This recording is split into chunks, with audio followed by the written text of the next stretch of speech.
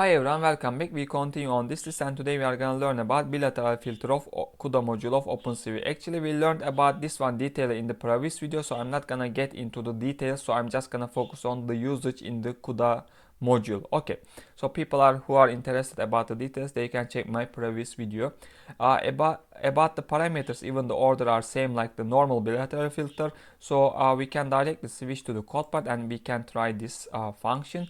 Actually, I already have a Lena image, as always I did, and we can directly create a GPU mat. So we always need a GPU mat for the usage in the CUDA side.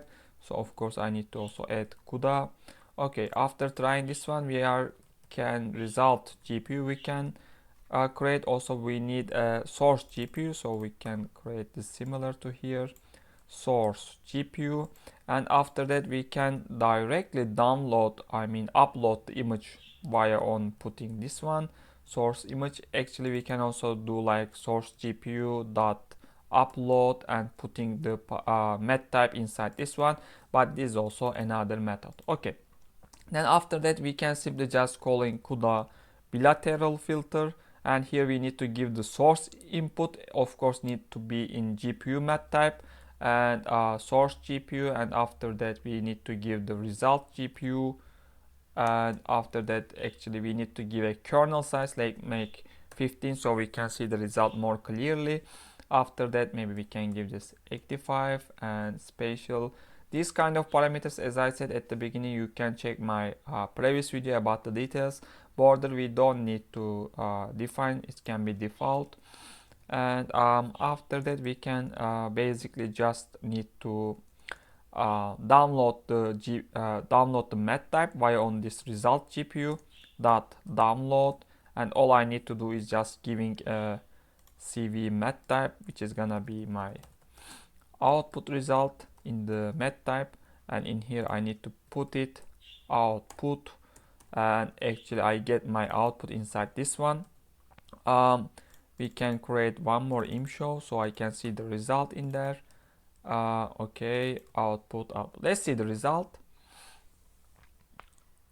Okay, so as you see, it's not really faster. Even you can understand from the running time, because this is the reason is, as I in the previous CUDA examples I already talked, because uploading and the downloading takes time in the GPU side, so this transferring images takes always long time.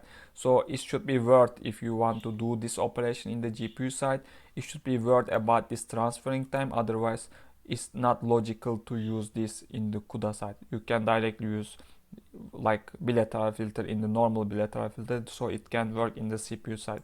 We are always talking about this, but I need to remind, maybe people are directly watching this video, so I need to remind that one. So you see this bilateral filter is same, so even you do this without the without CUDA, it's gonna give you the same result. Maybe we can try it, just give the source image and take the output directly, and these things, I think there's no problem about this. Just comment this one. Okay, so you get the same result. Now it worked in the CPU side. So these are the basic things you need to keep in mind, but it even take little long time. I think it's because of you just still uploading the image to the GPU. That's why now it's faster.